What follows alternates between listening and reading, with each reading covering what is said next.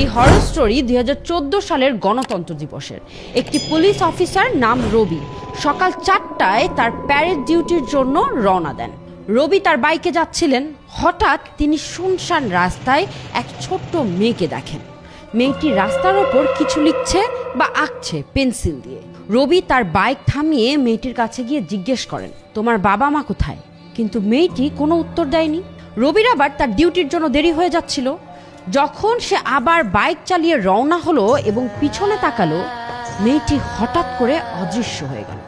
রবি সব কিছু অদ্ভুত মনে করলেও তিনি সেখান থেকে চলে যান। কিন্তু ধীরে ধীরে রবির মাথা ভারী হয়ে যেতে লাগলো। তার মনে হলো বাইকটা যেন তার নিয়ন্ত্রণে নেই।